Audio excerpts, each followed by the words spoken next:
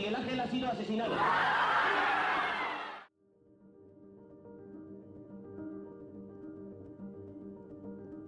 Euskadi Askatasuna, o País Vasco y Libertad, nace entre 1958 y 1959, fruto de la convergencia de EGI, las Juventudes del Partido Nacionalista Vasco, y la organización universitaria EKIN.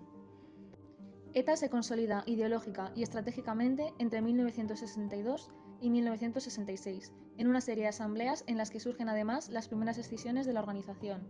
Ideológicamente, destaca su defensa de Euskal Herria como nacionalidad, incluyendo en ella Navarra y territorios franceses, el euskera como eje de esa nacionalidad y la defensa del socialismo.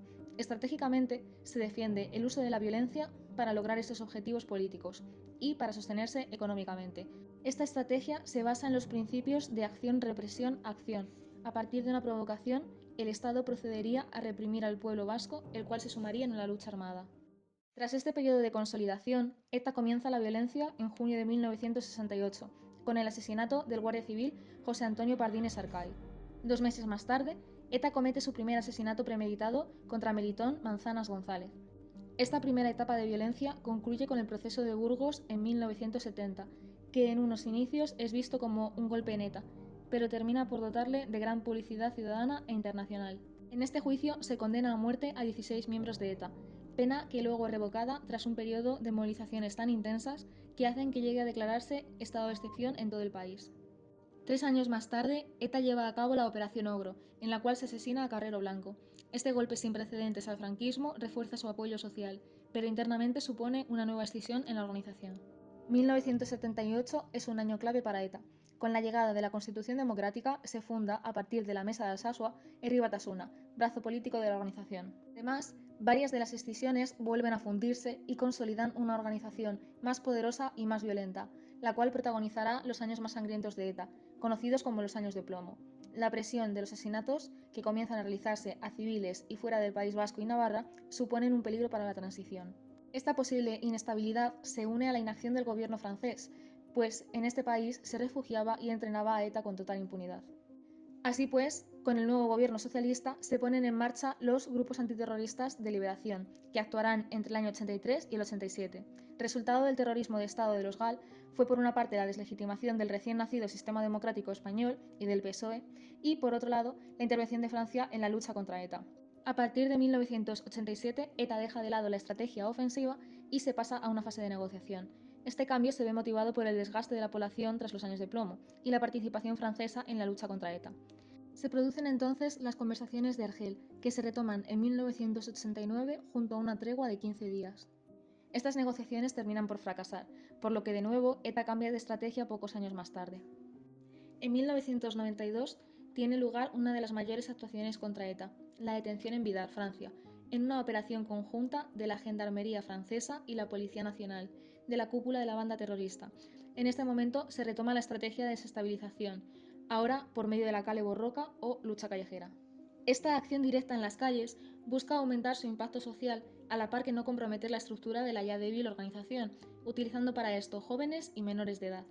En 1995, ETA lanzó la Alternativa Democrática, una propuesta actualizada de mínimos para el reconocimiento de Euskal Herria al Gobierno de España como condición para el cese de la violencia. En cuanto a los partidos políticos, podemos observar a partir del año 77 en Euskadi un multipartidismo extremo y polarizado. De 77 a 79 se llevó a cabo la organización del nacionalismo y la política de pactos. PNV se colocaba como primer partido, siendo de naturaleza centro-derecha nacionalista vasco. También encontramos partidos nacionalistas de izquierdas, tanto socialdemócrata como de izquierda marxista radical, nacidos de la herencia de las distintas ETA a finales del franquismo, constituyendo la famosa Izquierda Abertzale. Los nacionalistas comparten la petición de la amnistía de presos políticos vascos, una discusión del Estatuto y la Constitución. En cuanto a partidos no nacionalistas vascos, podemos destacar el PSOE, UCD y el PCE, que optaba entonces por un posicionamiento federalista con menor peso en las elecciones. Mientras tanto, respecto a las relaciones entre gobierno y ETA, la primera tregua real no se produjo hasta poco después del 23F. ETA pedía constantemente la aceptación de la alternativa CAS, una serie de principios que el gobierno debía aceptar para el cese de sus ataques. Entre 1979 y 1984 se produjo una hegemonía del nacionalismo y del PNV. R. Batasuna le ganaba todo el espacio a la izquierda estatal, pues apoyaba de forma seguidista la estrategia terrorista de ETA, con la que compartía la mayoría de principios. La primera dinámica en coalición de este periodo es el Frente Nacional en la sombra. Esto explica la victoria aplastante del PNV como partido atrapalotodo, gracias al apoyo táctico que le daba el abstencionismo institucional de HB, excepto en lo municipal. Las primeras elecciones autonómicas suponen la desmovilización del electorado no nacionalista y las segundas una crisis interna del PNV por tensiones entre el Lehendakari Garaikoetxea y el presidente del PNV Arzaluz en el año 83. En 1986 aparece Euskal Kartasuna como escisión del PNV. Junto a esto, el ascenso del PSOE tras las elecciones generales y la pérdida de eficacia del abstencionismo institucional de R. Batasuna hacen que se plantee un pacto de legislatura PNV-PSOE, así como cambios de táctica en ETA y R. Batasuna. La alianza entre PNV-PSE da lugar a un ciclo político de pactos, entre los que destaca en enero del año 88 el Acuerdo para la Pacificación y Normalización de Euskadi, de la llamada Mesa de Ajuria Enea. Este subraya cómo las cuestiones políticas deben ser tratadas únicamente por los representantes políticos y la violencia ha de resolverse por medios policiales, combinados con la política de reinserción para que los miembros de ETA renuncien a las armas. Se pide a su vez la desvinculación de HB con ETA y la participación internacional en el conflicto.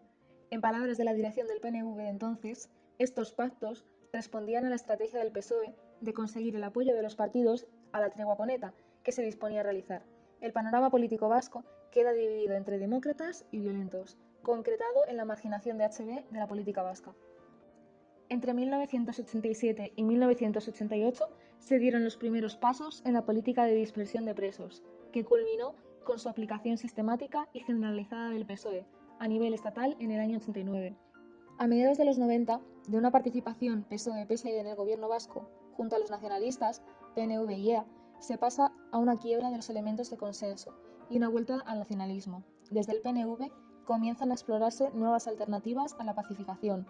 Paralelamente, se profundizan los lazos entre los diferentes sectores del nacionalismo. Desde 1995, Eusko Alkartasuna atempera su discurso, mientras que el PNV va asumiendo parte de los postulados soberanistas de EA. Sobre la base de esta confluencia estratégica, se entiende la participación continuada de EA en el gobierno vasco, desde 1995, y la concurrencia en coalición de PNV y EA a las elecciones.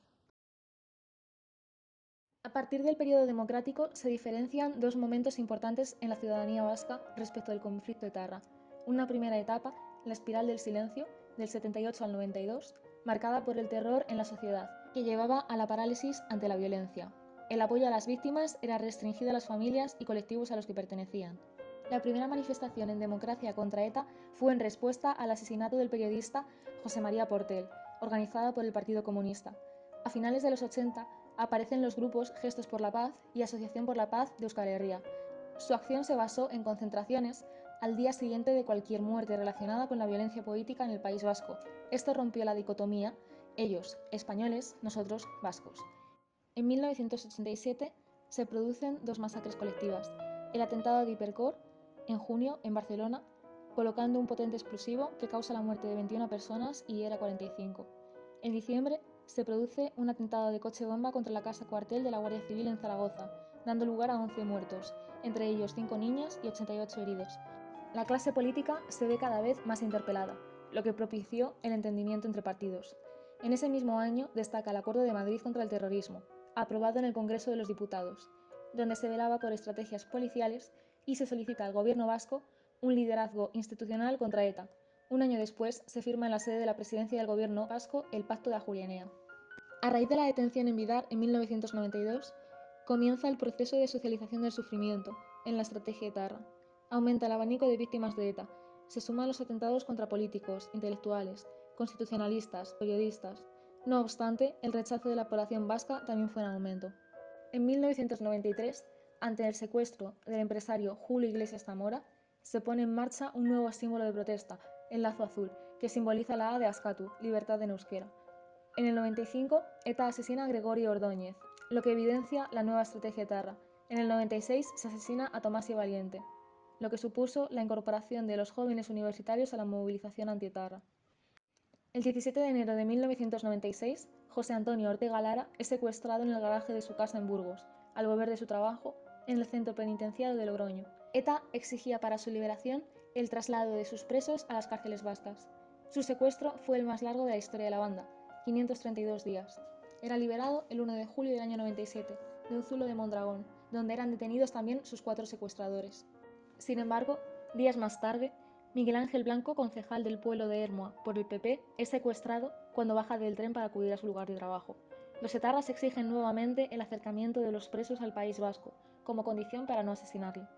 El plazo vencía a las 48 horas. A pesar del despliegue policial, el 12 de julio Miguel Ángel Blanco era hallado con 2 tiros en la nuca en el campo de Azocaba, aún vivo, por lo que fue trasladado al hospital, donde no se pudo hacer nada. La sociedad respondió antes incluso de saber sobre su muerte, en concentraciones y vigilias.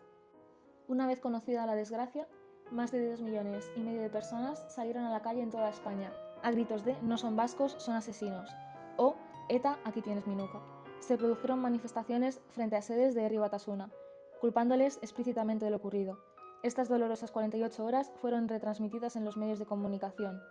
En definitiva, el asesinato de Miguel Ángel Blanco marcaba un punto de no retorno. El panorama político quedó polarizado en 2 bloques: el constitucionalista, con PP y PSOE, y la izquierda nacionalista, con PNV, EA y HB. En las elecciones vascas del 98, ETA plantea al PNV y EA una propuesta de alto al fuego junto al compromiso de estos 2 partidos de romper relaciones con el PP y el PSOE. En septiembre de ese año se firman los pactos de Estela, en los que varias organizaciones acordaron aferrarse a una solución pacífica en el conflicto por la soberanía de Euskadi. 4 días después, ETA anunciaba una tregua indefinida y sin condiciones, a la que el gobierno central respondió planteando una fase de diálogo, logrando el acercamiento de más de un centenar de presos a cárceles vascas. En octubre, Herri Batasuna se agregó a la coalición abertzale Euskal Herritarrok. Las elecciones autonómicas dieron la victoria al PNV. Fue investido Juan José Ibarretxe como lehendakari, firmando poco después un acuerdo de legislatura con EH. El culmen del diálogo fue un intento de pacto entre PP y ETA, en la localidad suiza de Zúrich, que sin embargo resultó infructuoso. En agosto, ETA planteó llevar a cabo un proceso electoral en todos los territorios de Euskal Herria. El rechazo fue visto como una traición al acuerdo previamente firmado, lo que provocó el fin de la tregua en noviembre. En enero volvieron a cometerse acciones mortales. Esto obligó al PNV a romper su pacto de legislatura con EH, dejando su gobierno en minoría parlamentaria. En abril, ETA publicó los informes de la negociación que había llevado a cabo el PNV, reconociendo lo que, en palabras de Jaime Mayor Oreja, no había sido más que una tregua trampa.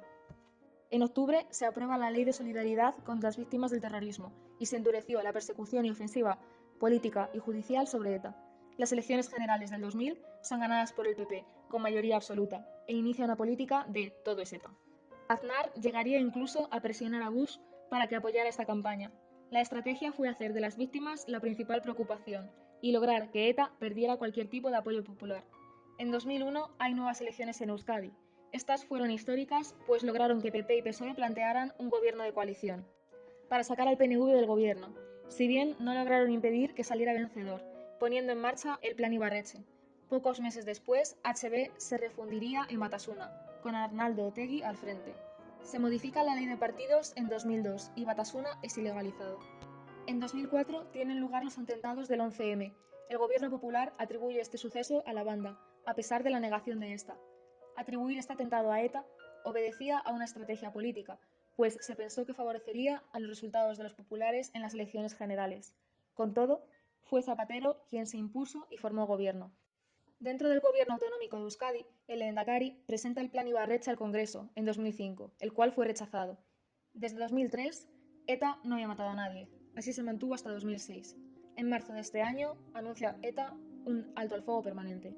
En junio, Zapatero informó del inicio del diálogo con la banda, llegando a firmar los acuerdos de Loyola, que sin embargo se rompieron, desembocando en el final del alto al fuego en junio del año 2007. Ese año, ETA volvió al terror, cometiendo asesinatos y múltiples atentados. En los años siguientes, diferentes operaciones policiales hispano-francesas y el hastío de la sociedad marcaron el pistoletazo de salida de una desestabilización que llevaría a la banda a su desaparición. ETA anunció en la BBC, en septiembre del año 2000, un alto al fuego, que en enero del año siguiente ratificó como permanente. En octubre comunicó el fin de su actividad armada, dirigiéndose tanto a los gobiernos de España como el de Francia. Finalmente, en 2018, La banda consultó a sus militantes y, tras una decisión por mayorías, se desarticuló, poniendo fin al ciclo histórico del terrorismo de ETA.